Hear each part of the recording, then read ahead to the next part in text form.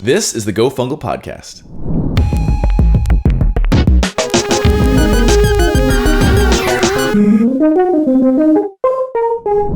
Today we're talking to a guy who ran a few of Obama's Twitter accounts about civil discourse online, why it's so hard, and how leaders can share their voice online. Let's do it. Caleb Gardner is an innovation strategist and change management expert. You have kids, Caleb. What do you tell your kids that you do? I do. I have 3 kids, so we have quite the chaotic household. And honestly, I can't even explain to my wife what I do, much less my kids. I think the best explanation that I've heard, I think this was my 9-year-old. He said he helps businesses understand how to use the internet better because the internet is terrible, I think is how he put it. Does he believe the internet's terrible? He takes some language from my teenager, like cynical teenager language about how things are bad out there. I don't know if he really gets, what he's saying. So I always want to know. You always want to stay hip. And what do the kids think about the internet these days? Because my oldest, my teenager is hardcore Gen Z in that he's just embracing the nihilism for what it is and just not trying to care about anything, I guess. Well, I want to have you on because you're an interesting guy. And then you also have a book that just came out, No Point B. Yep. You talk a lot about civil discourse online and as well as corporate social responsibility issues because you led digital strategy for Obama. That's right. For Obama's political advocacy group. So for all the Barack Obama accounts for almost 4 years. It feels both very recent and a long time ago. It's like not that long ago because it feels so monumental in terms of part of my career and my life, and it's been so formative.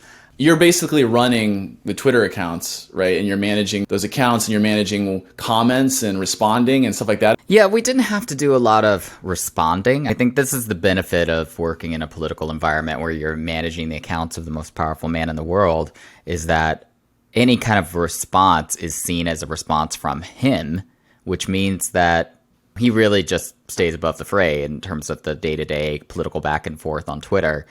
You had to have had trolls and people saying some pretty terrible things. You probably had to have seen the most extreme ends of that anybody could imagine. 100%. When you're managing any kind of community at scale, you get a bell curve of people who engage.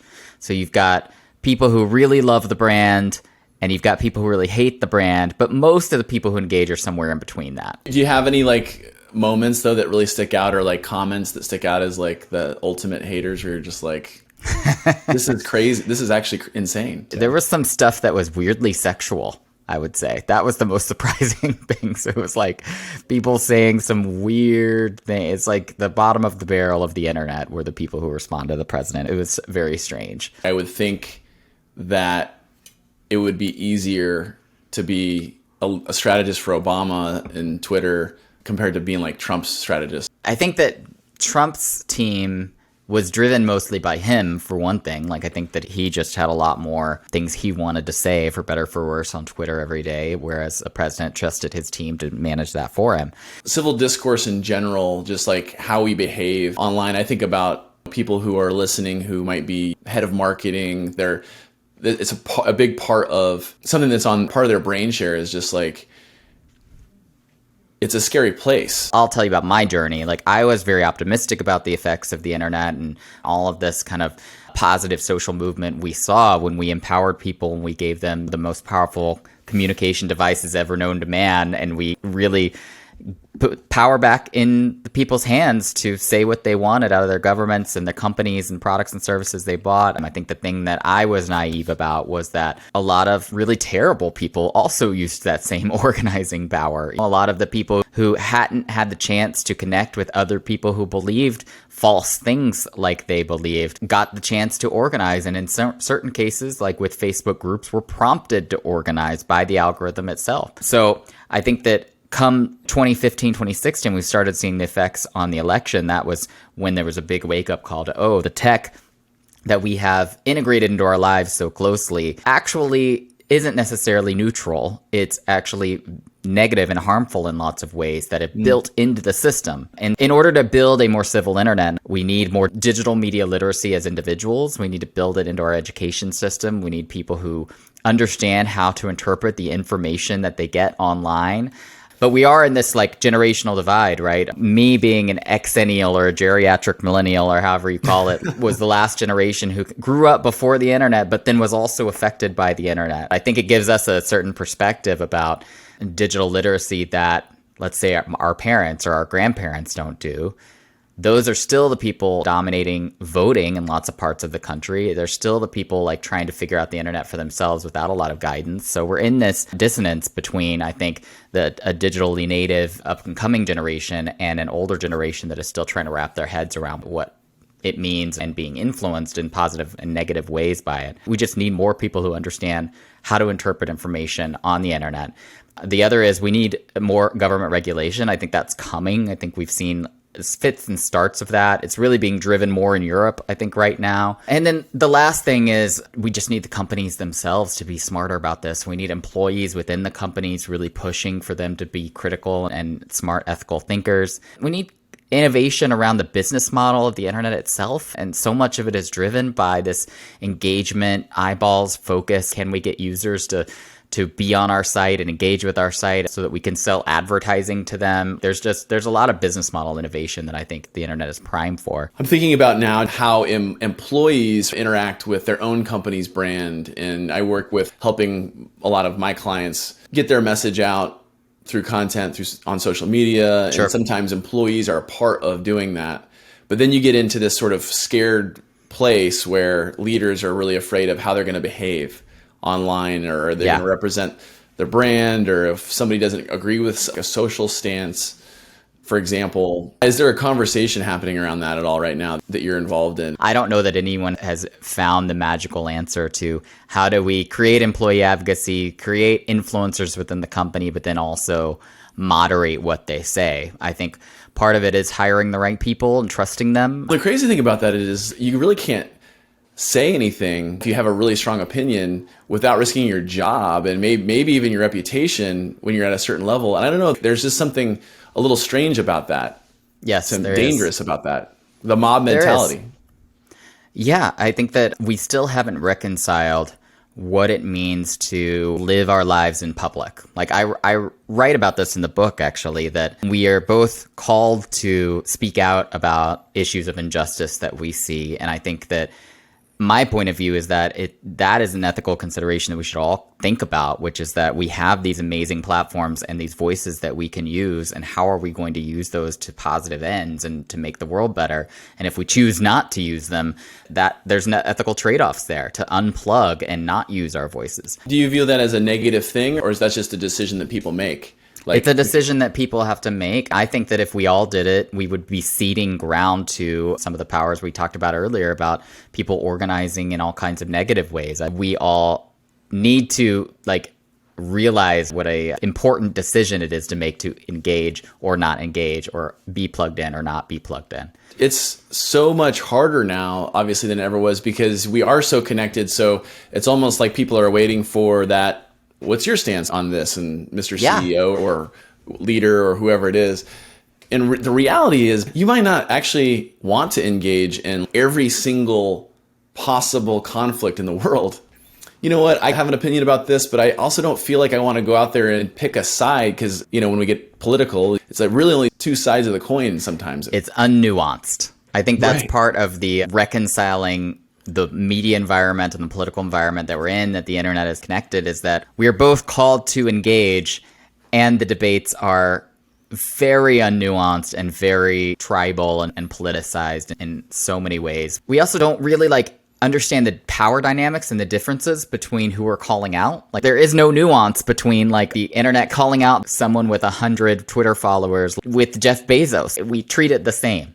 It is a very hard environment to strategically operate in as a CEO with that in mind, because you are someone with more power, more responsibility, more of a platform. It takes more nuance and more thought around how you govern what you're going to lean into. If you're talking to people in as CEOs or CMOs are in these kind of leadership positions, as they're thinking about either where they want their CEO to lean into, or it's helpful for me to give context around what matters to your employees. What matters to your customers? What's a part of your supply chain or like a core part of your business? Like there are workflows that we can create and we have created that help you decide, is this something that is mission critical to us, or is this something we can actually lean out of and let the conversation happen without us? And so it's okay to not be involved in every single conversation. It's not only okay, I think it's not possible to be involved in every conversation. Yeah. It's just a matter of what usually happens is that we let the crisis happen and then we have our own internal crisis about, oh God, are we going to lean in here? Instead of thinking through that ahead of time and trying to have some workflows that help you decide in the moment and not actually cause all of this organizational anxiety. To give this a headline a little bit here, like, should companies take a public stand on issues of politics, like abortion or COVID? I know they're different, very different, but those are some of the big ones that it seems like people are waiting for. Like, whose side you on here? I think we just have to operate on principle about where we're going to lean in versus being worried about something being political or not. Because I think when it feels authentic, when we've leaned in, when we've made a stand, I think we get rewarded for that. It's weird because in a lot of ways, if we're talking about social media as an example, it is a conversation, but yet we don't really have the leeway of treating it like we're in the same room with people talking face to face. And there isn't this sort of connection or even forgiveness if you were to say a word that might trigger something in someone else. Mm-hmm. Like, it's just not the same thing in so many ways. You have to be way more. You have to have a strategist, and you have to think about what are the words we're going to use, and you have to move the words around, and you have to think about it. So it's so weird. It's very hard to make those kinds of decisions in real time. Either you're going to do something slow, which means think about it ahead of time with the right people in the room, or if you're trying to do it fast, you need a lot of resources and a lot of people who understand the kind of environment you're operating in. And not like a corporate boardroom with a bunch of lawyers, like digital strategists, internet people, you understand what I'm saying, who understand like internet culture. People. Like, I think that's an essential thing. It reminds me of that issue a few years ago where United kicked someone off a flight and people got video of it. And then the CEO's response basically made the issue worse because it came from this very boardroom driven press release and then tweeted out the press release. And I was like, oh, guys, if you had just said, we saw the video, it was awful, we'll get to the bottom of it, period, they would have bought themselves some time. That's why it seems like it's clear that it was like a boardroom statement. That's probably what it feels like. I'm on the pulpit. What's your statement, sir? And that's maybe a traditional way of issuing a response. Like, you can show empathy and you can respond in a way that feels human, but you don't have to take responsibility for anything yet, especially when, again, going back to the operating from principles, it affects your employees, it affects your supply chain and your core business, it affects your customers. One of the things that's on my mind too is a lot of companies that I work with, they aren't the Coca-Colas.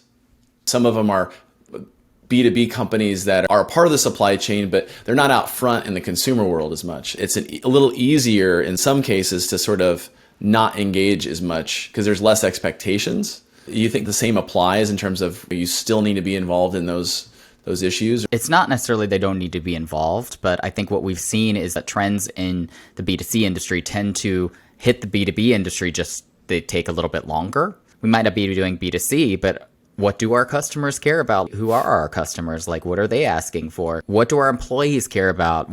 This is where the B2C world and the B2B world tend to blend in, is that if you're employees of a B2C company or a B2B company, you're still usually hearing the same things out in the market, and you're caring about things like inclusion. I think about like manufacturing companies. You've got plants in rural areas. You've got corporate headquarters in a city, for example. But sometimes there seems to be a pretty dramatic 50-50 sort of separation in, if you talk about politics, like stances, for example, or as COVID became a political thing. I mean, disappointingly, things tend to become politicized and then it becomes black or white in ways that it should continue to be nuanced. But what would you say to a leader who's concerned about, like, I have an opinion, I think we should say this, but I'm going to alienate 50% of the workforce? I think that's where we go back to saying we have to operate from principles. It's not political, like it's principles, not politics. That's great. It needs to be based on what are our company's values, What do we believe in? How do we want to present ourselves in the world? I would say that most core values that a company claims, if you start extrapolating them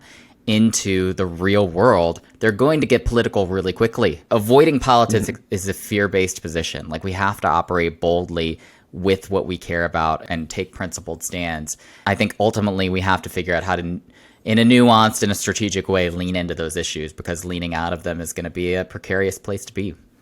I have a question for you. Is ESG bullshit, like Elon thinks? It's in its infancy. That's what I would say. It feels so, if you are in a position like I am, and it sounds like in a position like you are, where every company is scrambling to figure out what its ESG strategy is. Actually, maybe we should, just in case somebody's listening to this, yeah, I know what ESG is. Yeah. Oh, totally. yeah. What is it? It stands for environmental, social, and governance. It's basically the way that the financial sector is starting to think about the environmental and social impacts of a company's footprint, and trying to use the instruments of the financial sector to take that into consideration for investments. And I know that's a big part of even RFP processes, like request for proposal. It is. You're going to have a quarter of your stuff is going to be, do you align Tell us with about your these? carbon footprint. Yeah, Right. totally. So it's something that I think every size of company is going to start having to consider, like documenting and reporting that stuff. But is it in certain ways immature? I think absolutely. I think we are still figuring out what our standards are around how we measure net zero carbon impact. I think that the investors who are looking way into the future and not just the next quarter are looking more at ESG types of metrics. This is about getting, like, reporting this out to the world and being held accountable. Have you seen companies doing this well in terms of how they're getting their message out?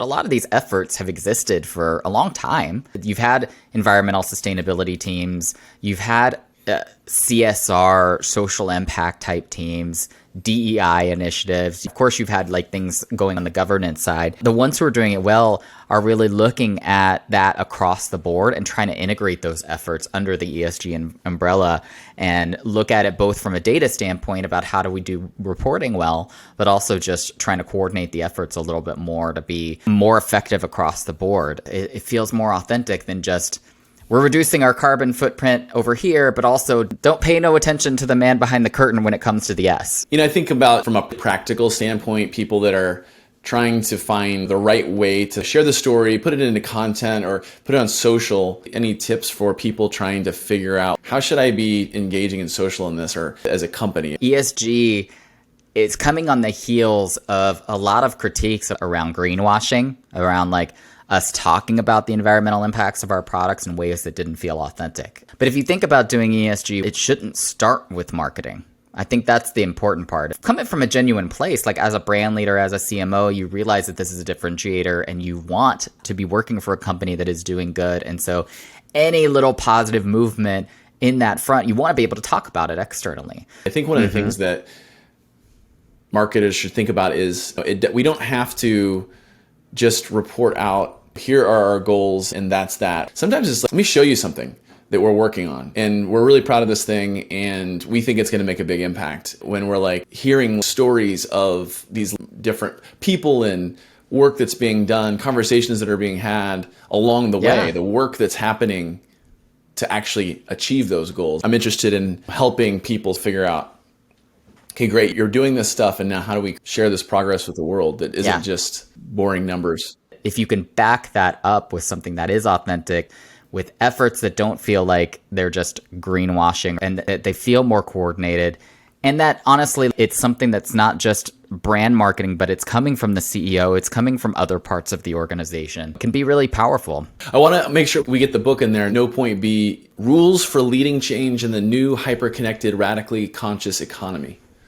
What are we going to learn when we read it? We've danced around a lot of the themes of the book, honestly. Like, I talk about the effects of the internet on our ability to make change, both positive and negative. I talk about building adaptive capability into our organization so we can adapt to an ever-changing world that is facing not only technological pressure, but social and political pressure. I like to think that it's applicable for leaders within organizations. It's also applicable for individuals who want to be change makers in their companies and without. I don't think we have any choice but to be leaning into multiple possible futures, trying to figure out as best we can different directions, making investments on multiple horizons. But then also one of the reasons why we talk a lot about change management is there's too much going on and too much happening to us, and we need to help our people be adaptable in their thinking more often. For sure. And empowering them to be able to act on their own. Yep. Empowering them with budget, with decision-making power, with being part of their job responsibilities. It's in ways that are tangible and meaningful for them to be able to make change within the organization. I have to ask you one last thing is, what's your favorite Deftones song? How did you know I was a Deftones fan? Because I saw a post on Instagram that you went to a Deftones concert and I was there. Oh, where are you? Oh, that's super fun. Yeah, are you like a hardcore Deftones fan, or are you just, I like that kind of music? They were one of my favorite bands when I was in high school, and I've just followed their album releases ever since. And it's fun to headbang to metal every time they release an album. Not to make this a Deftones fan podcast, but I'm more than willing to. Maybe we should make this a Deftones fan podcast. It'd be like, hey, the riches are in the niches. Like, we'd probably be the number one Deftones podcast. I don't know. There's probably others. I think they've been more creative, more innovative than a lot of metal bands. I think that's why they've been so successful over the years. Love it. That's awesome. Yeah. Caleb, thank you so much for your time. And for those who are listening, where can they pick up the book? It's on my website, calebgardner.com. I'm at Caleb Gardner anywhere around the web, so it's pretty easy to find me. But definitely all the book info is on the site. I know it's going to be good because you're a good storyteller. Thanks so much. Awesome, Caleb. Thank you.